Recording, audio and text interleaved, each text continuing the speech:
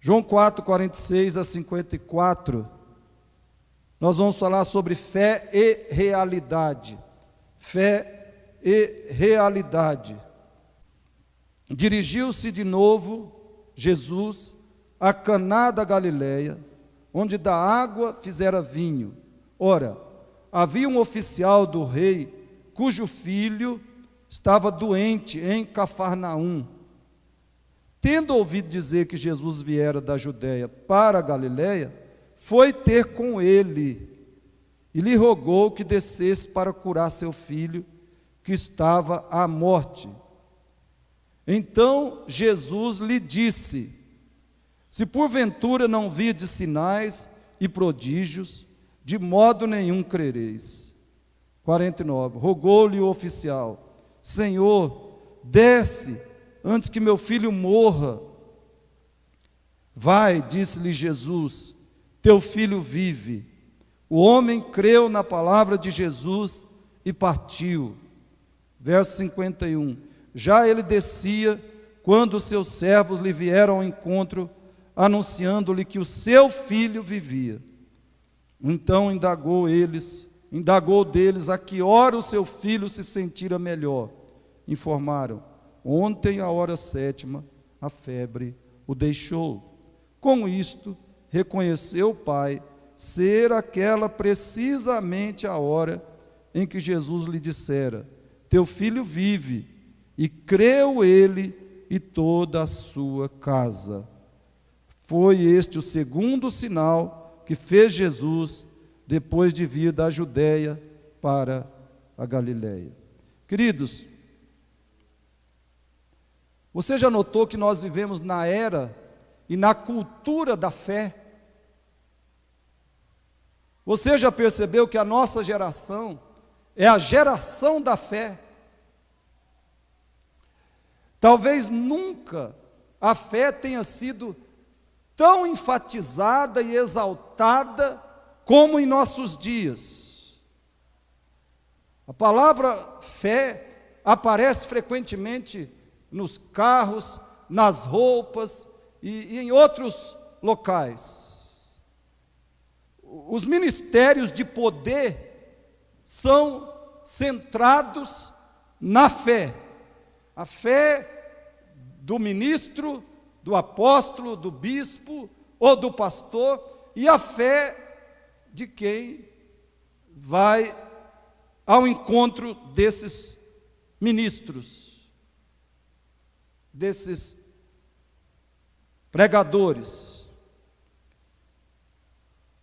E os pregadores da fé não se cansam de propagar, de exaltar o poder da fé. E até o programa de televisão tem o nome de Show da Fé. Porém, queridos, eu lamento dizer, parece que a fé bíblica, real, verdadeira, nunca foi tão escassa como em nossos dias. A cultura e a geração da fé são talvez as mais incrédulas de todos os tempos. Nunca tivemos tão pouca fé, tão pouca verdadeira fé, como hoje, como a nossa época. A prova disso é que você ouve falar muito de fé, mas você não ouve falar muito de verdade, arrependimento, santidade, obediência a Deus. Essa é uma das provas. Portanto, nós continuaremos falando sobre a fé real, em outras pregações. Por enquanto, nesse sermão, eu pretendo responder as seguintes perguntas. Como a fé comprova na prática a sua realidade ou autenticidade? Quando a fé é real no coração de uma pessoa, como ela comprova na prática a sua realidade ou autenticidade? como a fé verdadeira funciona ou opera. Como você pode saber se tem uma fé real? Como você pode saber se a sua fé é autêntica? A distância entre Caná, as cidades de Caná da Galileia e Cafarnaum era de cerca de 25 quilômetros. 25 quilômetros entre uma cidade e outra. O pai do menino doente era oficial do rei Herodes Antipas, que era um rei judeu, o rei dos judeus, porém sob o controle, o domínio do império, do imperador romano. E a hora sétima era 13 horas, ou seja, 1h da tarde. E essa passagem, irmãos, demonstra como a fé salvadora, muitas vezes se desenvolve até a plena conversão de um pecador.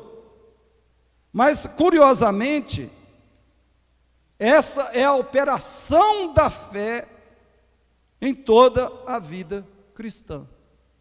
Ou seja, os estágios que muitas vezes caracterizam o progresso da fé até a total conversão de uma pessoa, também são as operações da fé no processo, na caminhada da vida cristã. Então veja, os estágios da fé, no desenvolvimento dela, no progresso dela, que levam uma pessoa à conversão, e muitas vezes um pecador é convertido a Cristo através desses estágios de progresso da fé no seu coração, da fé verdadeira. Esses mesmos estágios também são operações da fé no processo, na caminhada da vida cristã. Por isso eu vou abordar esse texto como uma excelente ilustração, de como a fé verdadeira funciona ou opera no decorrer de toda a vida cristã. Então vamos lá. Como a fé funciona ou opera? A fé real. Como ela funciona ou opera no coração, na vida de um cristão e na vida cristã? Em primeiro lugar, juntos, a fé busca. Todos juntos? A fé busca. Verso 47 e 48, leia comigo. Tendo ouvido dizer que Jesus viera da Judéia para a Galiléia, foi ter com ele e lhe rogou que descesse para curar seu filho que estava à morte. Rogou-lhe o oficial: Senhor, desce antes que meu filho morra. Veja, irmãos, já fazia algum tempo que esse pai ouvia dizer que Jesus falava coisas maravilhosas e operava grandes milagres, operava coisas espetaculares. Isso fez brotar no coração dele uma pequena centelha de fé. Não era uma fogueira, era uma centelha. Mas apesar de pequena, era genuína fé. A prova disso é que esse pai fez duas coisas. Primeiro, na hora que precisou de um milagre, ele recorreu a quem? A Jesus Cristo. Recorreu àquele em quem ele já tinha uma fé incipiente, uma fé inaugural. Na hora que precisou do milagre, ele foi a Cristo, porque ele confiava em Cristo. Segundo, ele insistiu com Cristo, mostrando que a sua esperança era somente Cristo. O texto diz que ele rogou. 2 vezes o texto diz que ele rogou.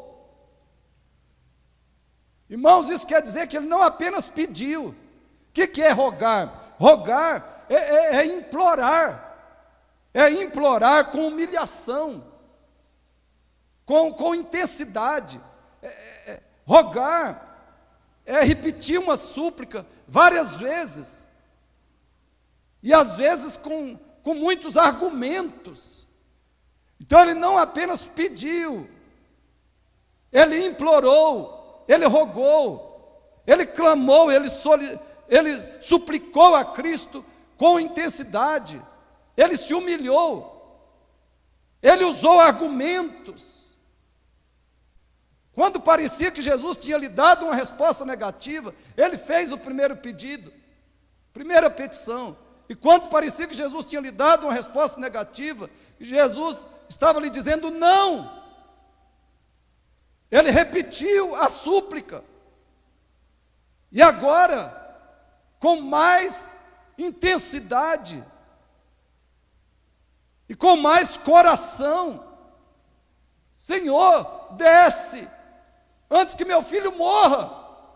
Ou seja, ele estava usando um argumento aqui: Senhor, se o Senhor discursar mais, vai ser tudo inútil, vai ser em vão, o menino vai morrer. Então ele argumentou: Senhor, o menino está grave, a situação é complicada, a situação é delicada, é difícil, ele está próximo da morte. Desce, Senhor, porque senão, quando a gente chegar lá, já não tem mais o que fazer. Então, irmãos, veja isso, preste atenção. Aqui nós temos o menor tamanho do que pode ser a verdadeira fé. E no caso desse homem, era verdadeira. Uma fé que busca, uma fé que vai a Cristo, uma fé que vai com muitos rogos, uma fé que insiste. Queridos, se a nossa fé é real, se a nossa fé em Cristo é real, o mínimo que ela faz, preste atenção, se a nossa fé em Cristo é real, o mínimo que ela faz em toda circunstância é recorrer a Jesus com determinação, com humilhação, com muitos rogos, com intensidade, não só com a nossa mente, mas derramando, expondo todo o nosso coração ao Senhor, expondo todo o nosso ser a Ele, com intensidade, com muitas súplicas, muitos rogos, com insistência, com determinação. Se você tem fé real, você busca a Jesus insistentemente. E como é que você busca? Você busca na meditação bíblica. Meditação bíblica constante. Você busca na oração perseverante. Oração intensa, com muitos rogos. Se você tem fé, como é que você busca Jesus? Você busca na constância aos cultos. Pouquíssima coisa vai fazer você faltar num culto, se a sua fé em Cristo é real. E quando você faltar, você vai lamentar, o seu coração vai ter um pesar, vai ter tristeza, por não poder estar aqui na igreja. Se você tem uma fé real em Cristo, você busca a Cristo, você busca nos livros reformados, você busca nas pregações reformadas pela internet, você busca no aconselhamento pastoral, você busca no jejum, e você busca diariamente, porque você sabe que você não tem apenas um filho, Você não tem apenas um filho para ser curado. Você tem um coração corrupto, extremamente corrupto ainda, para ser santificado. Você busca Cristo porque você tem, depois de Deus, você busca Cristo com insistência, com muitos rogos, com intensidade, com perseverança, porque depois de Deus, você sabe que você tem o pior inimigo do universo, pior inimigo que alguém pode ter. Você tem o exército mais poderoso do universo, depois de Deus e do exército de Deus, você tem o exército mais poderoso do universo contra você, batalhando, guerreando, te atacando todos os dias. E é por isso que você busca Cristo com toda a intensidade. Você sabe quem é o seu inimigo, você sabe quem é o exército que guerreia contra você. E que se Deus não intervir, se Cristo não te livrar, não te guardar, não te libertar desses inimigos, você está arruinado. Querido, eu saí aqui da igreja no último domingo à noite, e chegando em casa, eu estava tranquilo, sem situação assim, complicada. E cerca de 11h30, a Rosana, sentada na cama, virou para se levantar e sentiu uma dor tremenda. E aí começou a nossa luta, a nossa batalha, até 4h30 da manhã. E uma das coisas que eu fiz, além de rogar ao Senhor, rogar com intensidade e com todos os argumentos que eu podia, uma coisa que eu fiz foi enfrentar Satanás, repreender o diabo, repreender os demônios, e clamar a Cristo que destruísse as obras, as investidas dele contra a minha esposa, contra mim, contra a minha família. Muitas vezes, irmãos, nós temos que suspeitar que Satanás está por trás de alguma aflição que nós estamos passando, que ele está diretamente por trás, que ele está envolvido, que ele está no meio da história. Agora, como nós vamos combatê-lo? Como nós vamos combatê-lo? Se não indo ao Senhor do diabo, ao Senhor dos demônios, e clamando que Ele, Jesus, os expulse de nós e destrua as obras, as investidas deles contra nós. Como nós vamos fazer isso? Agora imagine que eu vá a Cristo só nessa ocasião, quando a coisa está feia, quando minha esposa está com uma dor tremenda, quando ela está gemendo de dor, aí eu vou a Ele. Mas todo dia eu não vou, com muitos rogos. Você vai a Cristo, porque você sabe do poder sedutor deste mundo, para esfriar o seu coração. Irmãos, tem pessoas hoje, nessa pandemia, tem pessoas crentes que estão extremamente frias espiritualmente. Elas esfriaram, elas estão enfraquecidas espiritualmente. E parece que isso acontece com algumas pessoas dessa igreja. Mas por que acontece? Porque não estão indo a Cristo insistentemente, sozinhas, no seu quarto. O mundo está aí para esfriar, para enfraquecer você espiritualmente. Você não tem só um filho à beira da morte. Você tem problemas, você tem desafios imensamente maiores do que o que esse homem tinha. Como é, irmãos, que nós podemos ficar sem orar? Sem clamar ao Senhor de todo o nosso coração? Você vai esperar o seu casamento ser destruído? Você vai esperar o diabo entrar no seu filho e começar a destruí-lo? Você vai esperar a sua igreja perder o caminho bíblico e você não ter mais uma igreja? Porque, queridos, parece que é isso que muitos estão querendo. Parece que é isso que membros dessa igreja estão querendo.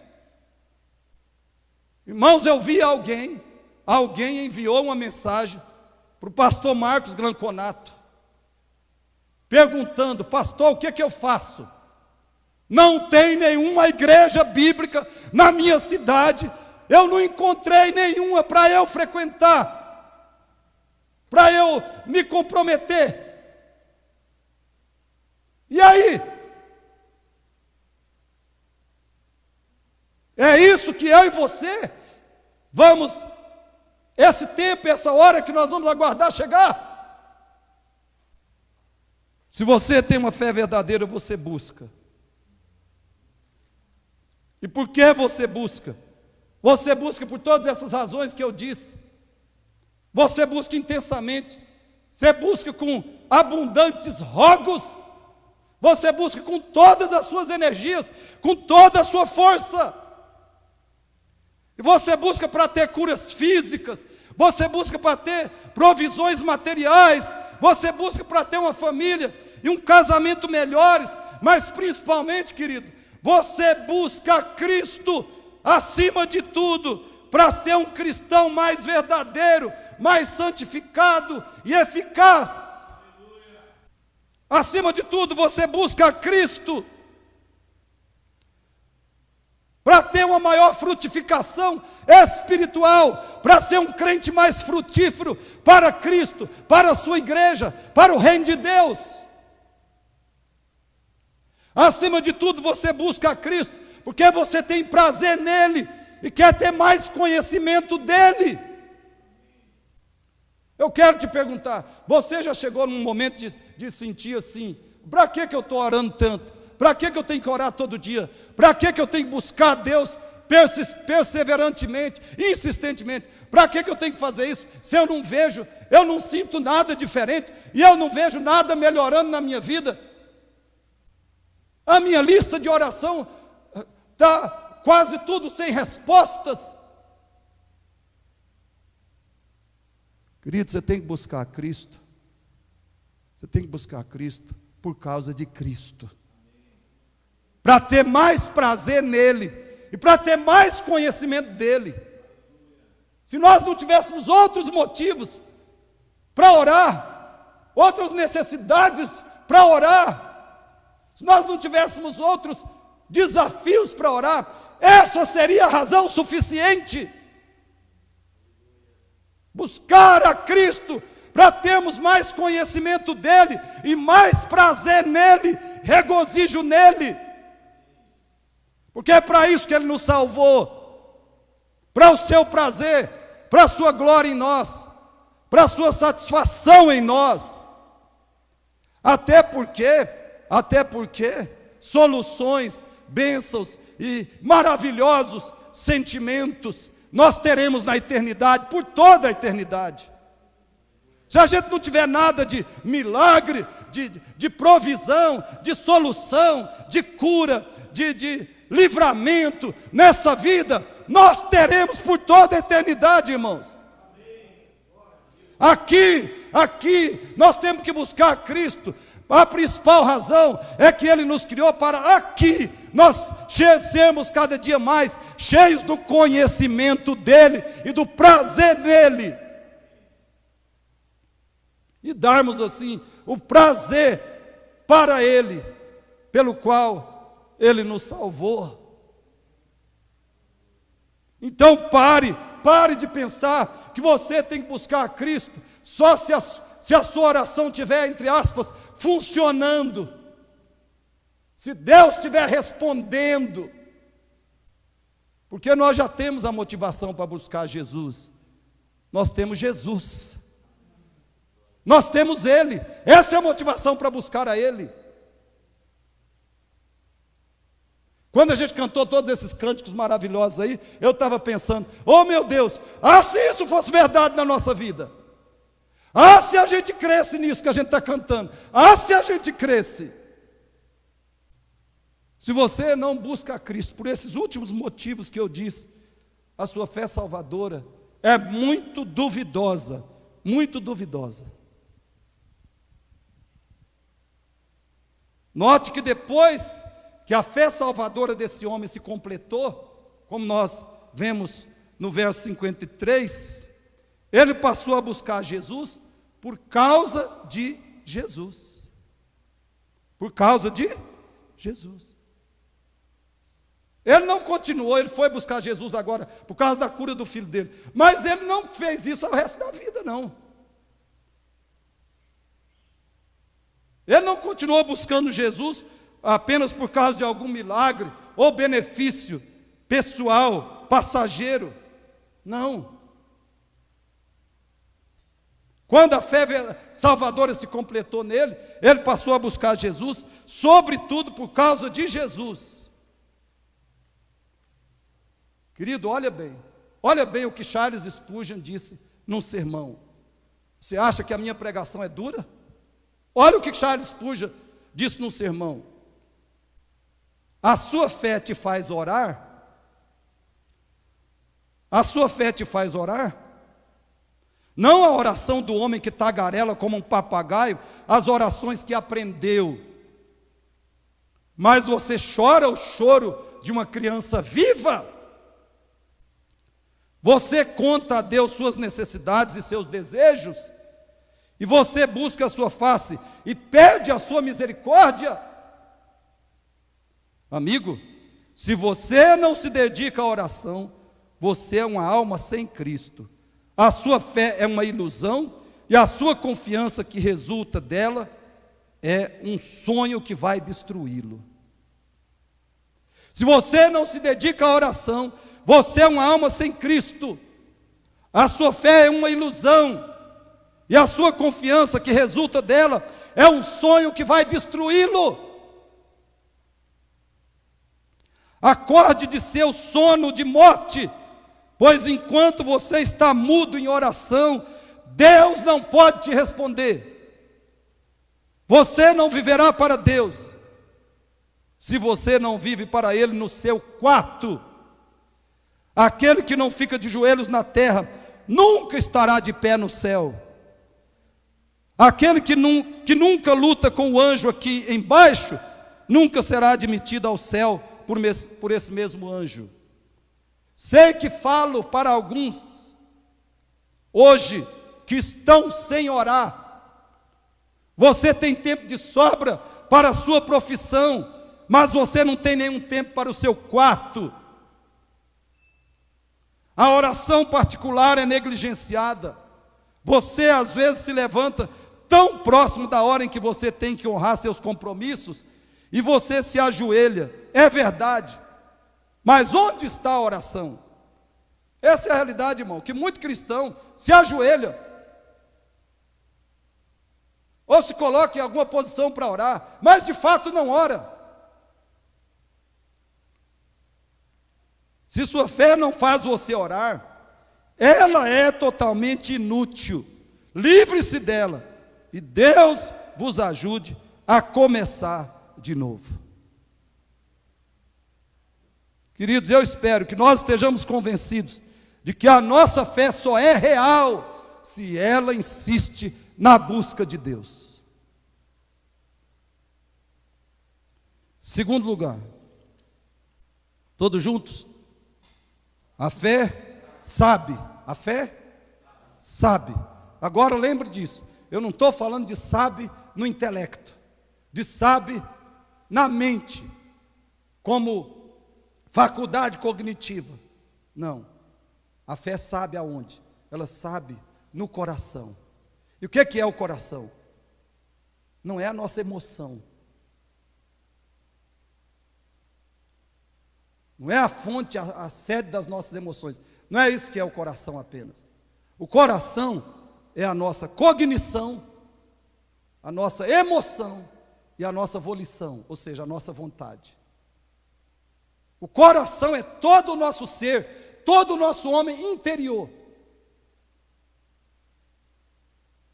A fé sabe, ela sabe como? Ela sabe na cognição, ela sabe na emoção e ela sabe na vontade. A fé sabe com todo o seu ser. Verso 50, leia comigo. Vai, disse-lhe Jesus, teu filho vive. O homem creu na palavra de Jesus e partiu. Querido, perceba o que é a fé real. Pelo amor de Deus, preste atenção. O que é a fé real? Quando aquele homem ouviu Jesus, ouviu dizer, vai, o teu filho vive. Ele creu e ele foi. O que ele fez? Ouviu, creu, foi embora. Foi embora. Ele não disse nenhuma palavra mais. Ele não pediu nenhuma prova irrefutável. Ô Jesus, mas espera aí, Senhor. O que o Senhor pode me dizer? Que garantia o Senhor pode me dar? Né? Imagina, Jesus diz, vai, o teu filho vive. E ele fala assim, bem, mas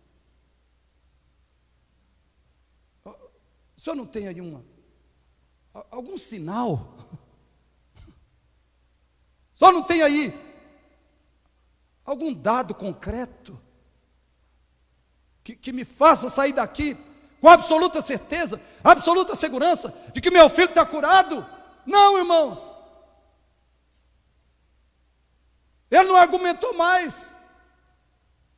Ele não pediu prova, evidência, material. Ele não duvidou. Ele não duvidou da palavra de Cristo.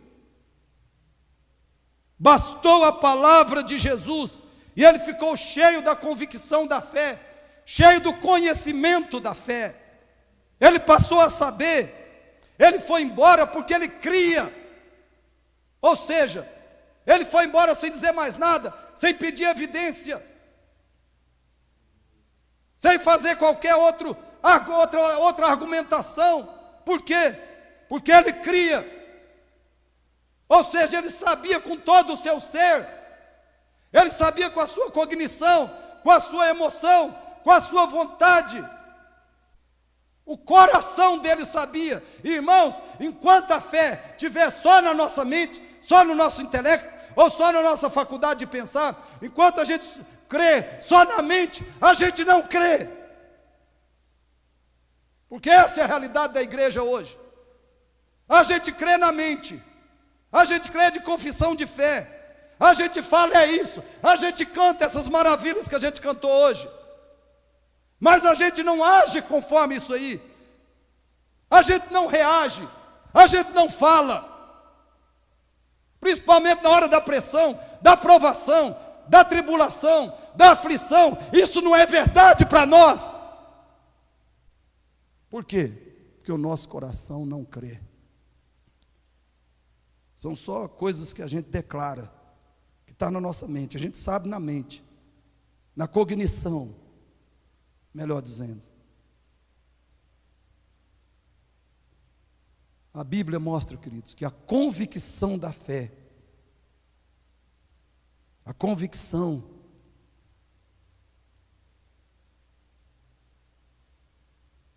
na realidade do que Deus falou, é o elemento central da fé. Preste atenção. A convicção da realidade que Deus falou é o elemento central da fé. A fé sabe que Deus falou, a fé sabe do que Deus falou antes de ver o que Deus falou. Grave isso. A fé sabe do que Deus falou antes de ver o que Deus falou. Ou não é isso que a Bíblia ensina? Olha os textos. Olha os textos. Leia comigo Romanos 8, 28. Olha o que Paulo está falando. Se a fé não é saber com todo o nosso ser. Olha bem. Sabemos que todas as coisas cooperam para o bem daqueles que amam a Deus, daqueles que são chamados segundo o seu propósito. Agora, se todas as coisas cooperam para o nosso bem, e nós dizemos que nós sabemos disso, quando uma coisa dolorosa ou terrível nos acontece, nós ficamos aflitos, nós ficamos abatidos, nós ficamos cheios de murmuração, nós ficamos desesperados, então nós não sabemos. E muitas vezes nós não ficamos só aflitos e abatidos e desesperados, não. Nós caímos no pecado mesmo. Então nós não sabemos. Veja 2 Coríntios 5:1. Leia comigo. Sabemos. Vamos falar juntos? Sabemos que se a nossa casa terrestre, desse tabernáculo, se desfizer, temos da parte de Deus um edifício, casa não feita por mãos, eterna nos céus. Mas tem gente, tem crente desesperado com medo da morte. Olha, está tudo bem, enquanto eu não estou correndo um risco de morte. Se eu estiver correndo um risco de morte, aí a depressão, o desespero, a amargura, as palavras de incrédulas, então nós não sabemos. Olha o que o texto está falando, irmão. Sabemos que se a nossa casa terrestre, desse tabernáculo, o nosso corpo, se desfizer, temos da parte de Deus um edifício, casa não feita por mãos, eterna nos céus. Sabemos. 1 João 3:2, parte B, o que diz? Sabemos que quando Ele se manifestar, seremos semelhantes a Ele, porque haveremos de vê-lo como Ele é. Eu serei igual a Cristo, menos na divindade, igualzinho a Cristo. Você será igualzinho a Cristo, menos na divindade. Mas isso não faz diferença nenhuma. Não faz a gente orar mais, não faz a gente se alegrar mais, não faz a gente louvar e dar mais graças a Deus, não faz a gente celebrar. Então a gente não sabe. 2 Timóteo 1:12, só mais esse texto. Tem outro sobre o sabemos. E por isso estou sofrendo essas coisas, diz Paulo. Todavia, estou sofrendo, está vendo? Eu estou sofrendo. Mas logo ele coloca todavia. Os crentes de hoje, eles falam assim, eu sei em quem tenho crido, estou certo que Ele é poderoso para guardar o meu depósito até aquele dia, mas eu estou sofrendo essas coisas. Eles invertem, eles não sabem. Vamos ler o versículo? E por isso estou sofrendo essas coisas. O crente fala da coisa ruim, da dor, da tristeza, né? Ele fala da aflição, do câncer, sei lá, né? Da falta de dinheiro. Mas o que ele fala em seguida? Mas não me envergonho. Por quê? Eu não estou desanimado, eu não estou deprimido, eu não estou desesperado. Eu estou seguro.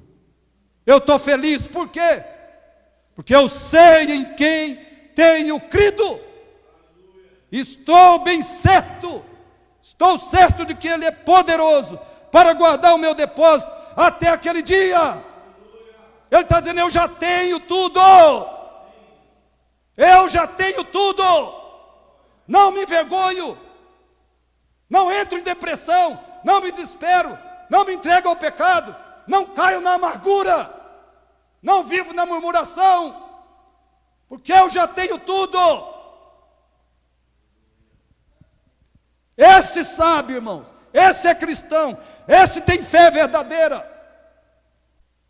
Então eu pergunto para você, por que Paulo sofria, o apóstolo Paulo sofria incomparavelmente mais do que nós, mas ele não vivia ansioso nem infeliz, porque ele sabia, ou seja, ele cria, ele cria com todo o seu ser, ele cria de todo o seu coração. A mente, a emoção e a vontade, todo o ser do apóstolo estava dominado, possuído pela convicção de tudo que ele era e possuía em Cristo. Por isso que ele não vivia ansioso, abatido, desanimado, ou desesperado, ou deprimido. Mas ele sofria incomparavelmente mais do que eu e você, querido. Talvez jamais vamos sofrer nesse mundo. Só um exemplinho aqui. Hoje você vai dormir numa cama maravilhosa. O apóstolo Paulo não tinha isso não, irmão. Durante toda a vida dele, ele não dormiu uma noite na cama que você dorme toda noite, no tipo de cama, na qualidade de cama que eu e você dormimos toda noite. Fora, eu não estou falando, né, do diabo, dos demônios, dos inimigos espirituais, das perseguições, dos apedrejamentos, dos açoites, e assim vai. Mas nós ficamos tristes, abatidos, abalados, deprimidos. Então, irmãos, nós devemos perguntar, por que muitos de nós, chamados cristãos, vivem habitualmente na tristeza, no desânimo e na ansiedade? Porque muitos de nós, chamados cristãos, vivem habitualmente na desesperança, no pavor e na ira. Porque muitos de nós vivem habitualmente no nervosismo, na amargura e até na depressão espiritual. Eu já constatei, queridos, qual é a causa. A causa é que nós não cremos, não confiamos de fato, não confiamos totalmente no que Deus falou sobre nós. Nós não temos convicção, não temos segurança do que somos e temos em Cristo. Por isso que nós ficamos deprimidos, e abatidos, e incrédulos, e cheios de murmuração. E às vezes paramos de orar, paramos de ler Bíblia, faltamos muito na igreja, porque estamos com problemas. Quais problemas? Então eu tenho que perguntar, você crê na palavra de Cristo? Você crê na palavra do Senhor Jesus? Você está certo que o seu filho vive? Está certo disso? Ou seja, você sabe com toda convicção que o que Deus falou a seu respeito é a verdade? Porque você está em Cristo, o que Deus, tudo que Ele falou a seu respeito é a verdade? Você sabe, você está certo que o seu filho vive? Irmãos, se a nossa resposta a essa pergunta é sim, se a sua resposta é sim, então você estará manifestando segurança, total segurança em Cristo.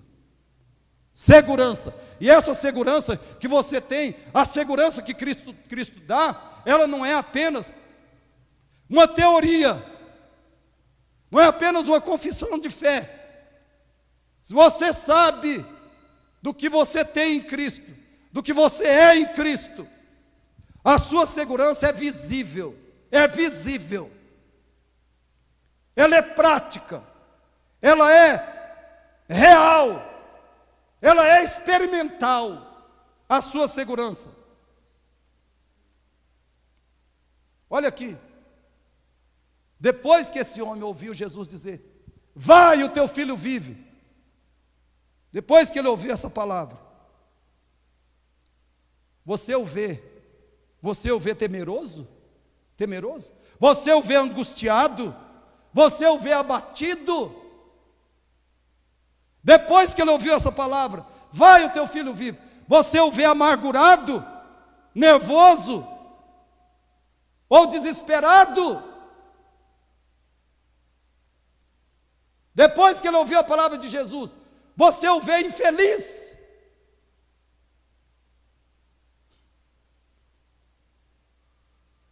Então, se você pode dizer sim, eu creio no que Jesus falou, você vai viver cheio de segurança nele.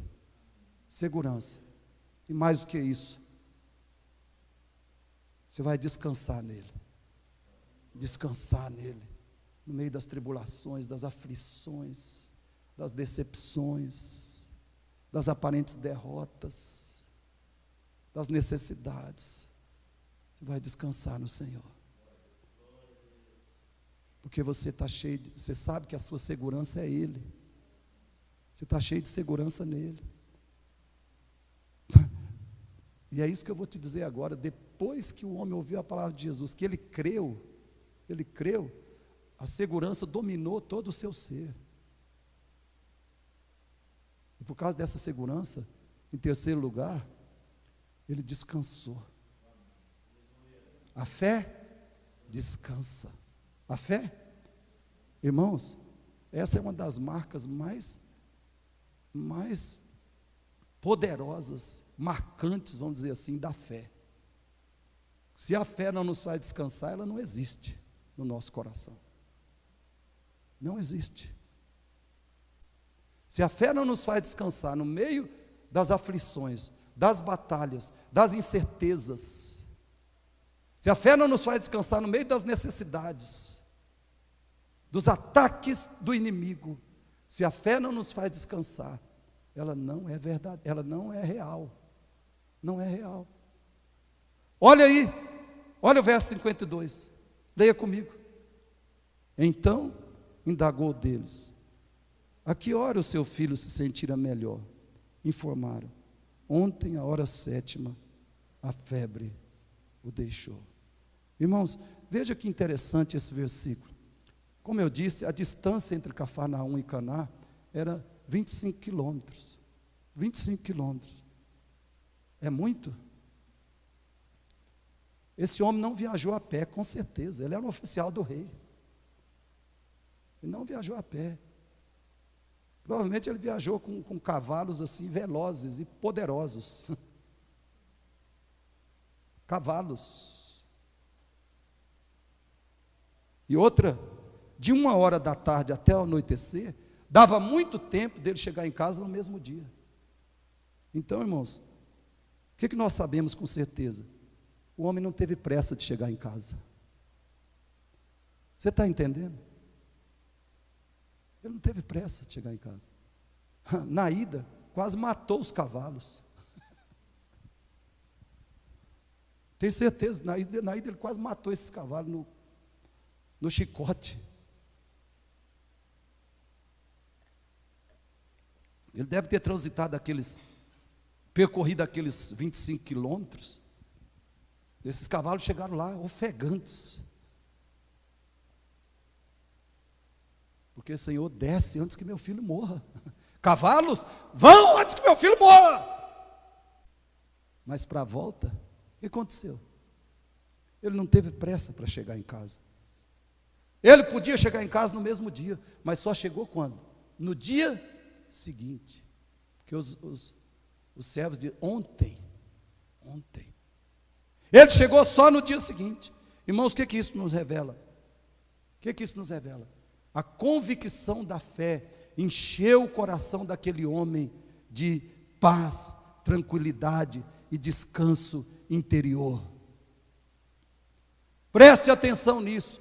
A convicção da fé, a fé na palavra de Cristo, a segurança na palavra de Cristo, dominou o coração dele de tal forma, que essa fé, essa segurança, encheram o seu coração de paz, de tranquilidade, de descanso interior. Ele foi a Cristo, como às vezes eu e você, geralmente eu e você vamos. Ele foi a Cristo com a fé cheia de medo, aflição, quase desespero. Mas como é que ele voltou? Ele voltou cheio da fé que descansa na palavra de Deus. A fé que descansa na palavra de Deus. Queridos, por que muitas vezes a Bíblia nos manda descansar em Deus. A Bíblia nos manda repetidamente descansar em Deus. Por quê? Por quê? Porque ela pressupõe que a fé real descansa nas promessas de Deus. Como é que a Bíblia vai mandar? O Espírito Santo manda eu descansar, você descansar em Deus. Por quê? Porque nós temos circunstâncias perfeitas? Porque o diabo não existe mais? Os demônios não nos atacam mais? As doenças não vêm? As esposas não ficam mais doentes? Os filhos não dão mais tristeza? É por isso que a Bíblia nos manda descansar em Deus? Porque o dinheiro não sobra na nossa vida? Irmãos, a Bíblia nos manda descansar em Deus, porque ela pressupõe que a fé real descansa nas promessas de Deus, no cuidado de Deus, na providência de Deus, na fidelidade de Deus. É por isso que a Bíblia nos manda descansar em Deus. A fé real descansa nele, no caráter dele, no cuidado dele, na fidelidade dele, na providência dele para conosco. Olha esses versos, olha aí, leia comigo. Êxodo 33:14, respondeu-lhe: a minha presença irá contigo e eu te darei descanso. Você está vendo? Por que a Bíblia não manda descansar em Deus? A presença de Deus. Você vai sair daqui, Deus estará longe de você. Se você é de Cristo, Ele está em cima de você, em volta de você, embaixo de você. Tu me cercas por trás e por diante, sobre mim põe. Eu serei contigo e te darei descanso. Se Davi não cresce que Deus em todo instante, circunstância, desafio, batalha, guerra, estava com ele, se Moisés não cresce, Moisés ia ficar desesperado, não ia descansar. Olha Salmo 37:7 juntos. Descansa no Senhor e espera nele, não te irrites por causa do homem que prospera em seu caminho. Mas o que a gente vê crente hoje? Vê crente cheio de alegria, vê crente cheio de irritação. Salmo 91, verso 1. O que habita no esconderijo do Altíssimo e descansa à sombra do Onipotente. Figuradamente, queridos, o esconderijo do Altíssimo, meu e seu, é Jesus Cristo. Então a gente descansa, porque nós estamos em Cristo e o nosso Pai é onipotente. Nada vai nos acontecer se não for o propósito dele. E do que Ele quiser nos livrar, Ele nos livra, porque Ele é onipotente. Onipotente. Sabe o que é isso? João 14:1. Não se turbe o vosso coração. Credes em Deus, crede também em mim. Não se turbe. Filipenses 4:6. Não andeis ansiosos de coisa alguma. Hebreus 4:3. Nós, porém, que cremos, olha bem, irmãos, eu não estou falando nós que entramos no descanso de Deus. Estou falando nós que cremos, é isso que ele está falando. Nós que cremos, entramos no descanso conforme Deus tem dito. Então, irmãos, o que aconteceu com aquele oficial? Ele ficou cheio de segurança e descansou em Deus. O que aconteceu com ele é o padrão de Deus para todo cristão. É o padrão. Quem confia na palavra do Senhor, descansa no Senhor da palavra. Guarde isso. Quem confia na palavra do Senhor, descansa no Senhor da palavra.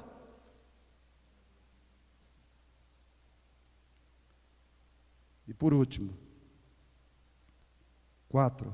A fé confirma. A fé confirma.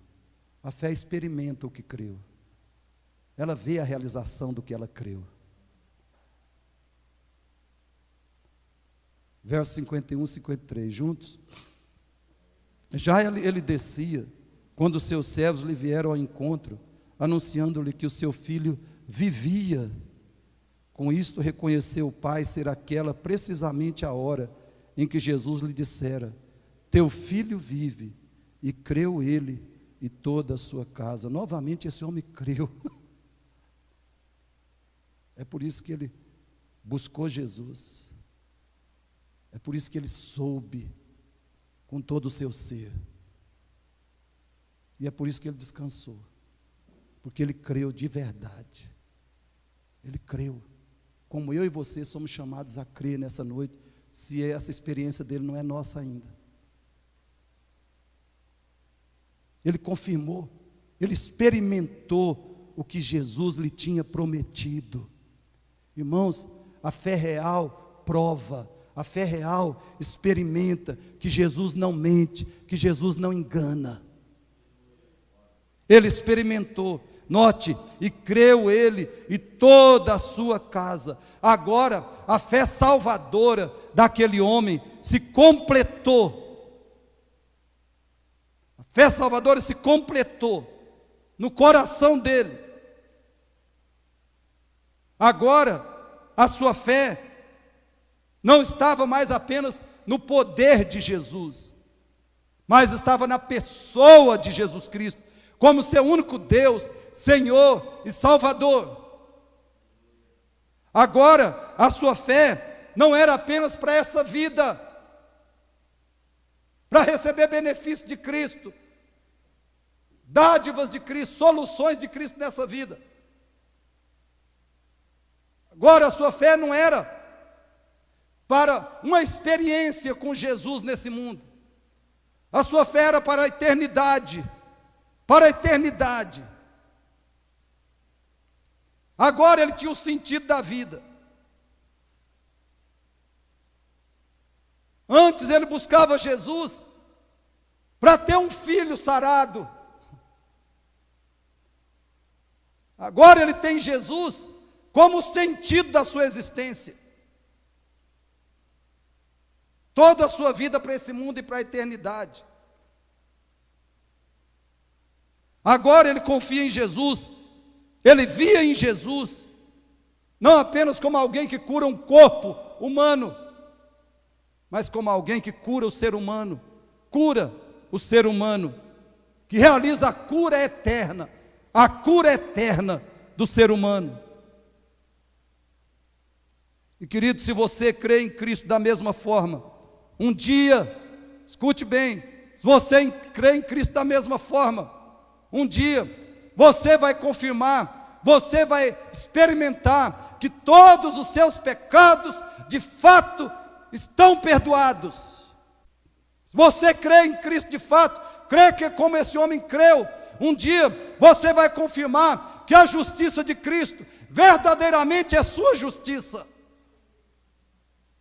Você vai confirmar que é um filho de Deus, um filho eterno de Deus em Cristo Jesus. Você vai confirmar que o seu corpo será glorificado, incorruptível, como o corpo de Cristo no céu agora. Você vai confirmar que a perfeita natureza de Cristo estará em você. Você vai confirmar tudo que Ele falou, tudo que Ele te prometeu. Você crê de fato em Cristo, como esse homem creu, você vai confirmar que o novo céu e nova terra são a sua pátria eterna. Você vai confirmar isso na forma de ver, de desfrutar isso, desfrutar essas realidades gloriosas com todos os seus sentidos. Porque foi assim que o homem confirmou. Ele confirmou com todos os seus sentidos que o filho dele estava curado, estava vivo. Ele confirmou com os olhos, com os ouvidos. Ele viu o filho curado, ele ouviu o filho falar com vigor. Ele tocou no filho curado, restaurado. Ele sentiu o beijo do filho, o abraço do filho. A fé confirma, irmãos, o que Deus falou. E ela confirma com todos os seus sentidos. Ou seja, quem crê vai ver, vai desfrutar tudo que Cristo prometeu aos seus seguidores nesse mundo, nessa história. Quem crê vai experimentar com todos os sentidos. E você confirmará que Cristo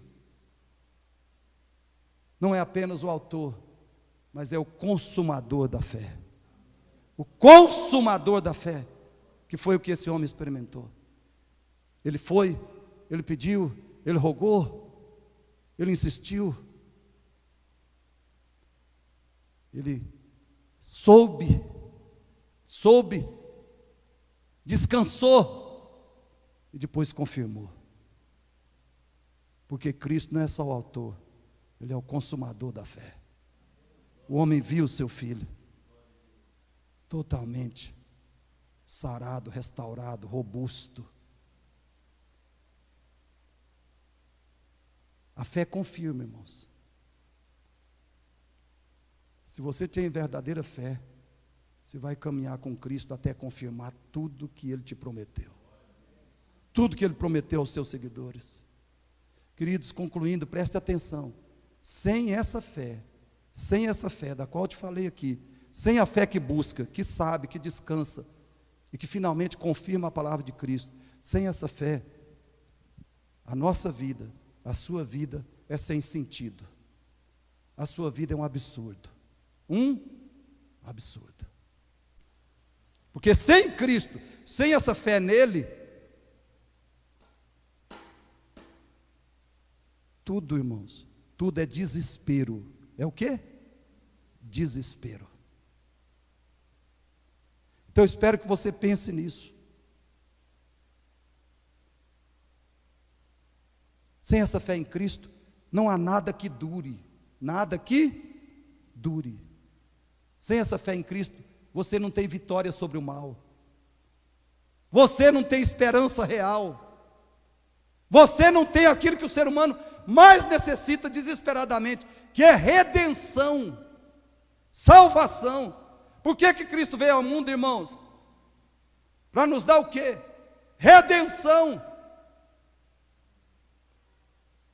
Porque se nós vivemos sem redenção, nós só estamos adiando o pior. Quer dizer, o pior vai vir cada dia. Vai vir cada dia. E depois o pior absoluto no inferno. Sem confiar em Jesus Cristo verdadeiramente, tudo é absurdo. Por isso eu te pergunto, você já tem essa fé? Você já tem a fé que sabe? A fé que busca a Jesus, que sabe, que descansa na palavra dele?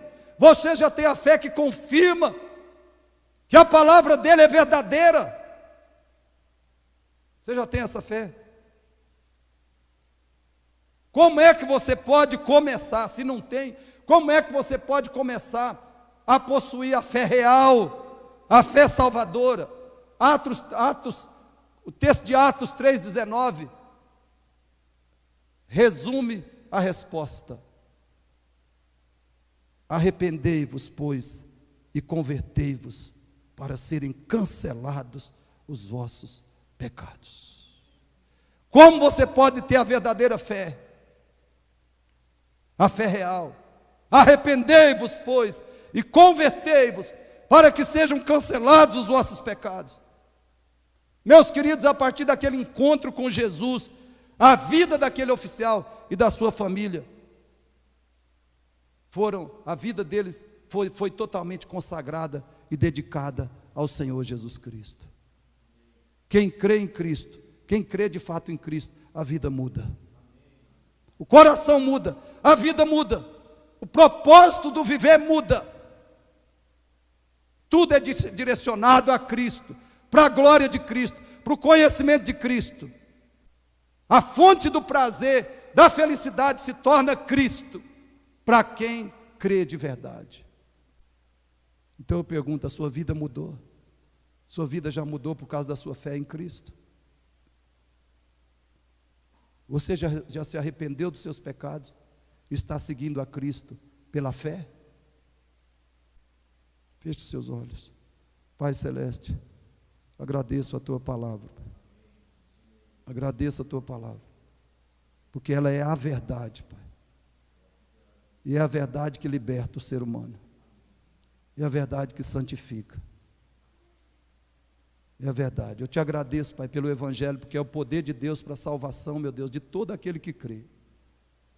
Por isso eu te suplico que conceda fé, conceda o dom da fé. Conceda o dom da fé, Pai. Como o Senhor deu para aquele oficial do rei Herodes Antipas, conceda o dom da fé. Conceda o dom do arrependimento a cada pessoa nesse lugar, Senhor. Faz que aqueles que vieram aqui e já são de fato de Cristo, eles demonstrem, revelem, nós demonstremos, revelemos em nossas ações, atitudes, palavras, decisões, revelemos que essa fé já domina nosso ser, essa fé já enche o nosso coração. Aumenta, Senhor, a nossa fé. Tem misericórdia de mim, tem misericórdia, Pai, de cada pessoa aqui. Aumenta, Senhor, a nossa fé. Aqueles que já têm, o Senhor aumente. O Senhor faça essa fé transbordar. A fé, Deus, que busca o Senhor. A fé que te busca com vigor, busca com determinação, busca, Senhor, com ousadia, busca com persistência, com muitos rogos. A fé que não para de te buscar. Faz essa fé transbordar no coração de cada um aqui. A fé que sabe quem o Senhor é. A fé que sabe do que o Senhor falou. Sabe que o que o Senhor disse é verdade. E então descansa nisso. Tem a segurança dela. A segurança da fé e descansa. Dá-nos a fé que descansa. Dá-nos a fé, Pai, que confirma. Que vai confirmar tudo que o Senhor prometeu aos que são teus. Faz de nossos corações, nossas vidas transbordarem dessa fé, Senhor. Conceda o arrependimento de pecados. Aquele que veio aqui sem Ele. Faz-nos odiar, Pai. Cada um aqui odiar o pecado, odiar o diabo, odiar o que é do mundo, da carne. Faz cada um odiar as obras da carne, mostrando verdadeiro arrependimento, Senhor. Faz cada um abraçar Cristo, abraçar e seguir a Cristo pela palavra, meditando na palavra dia a dia, orando, indo a Jesus com insistência.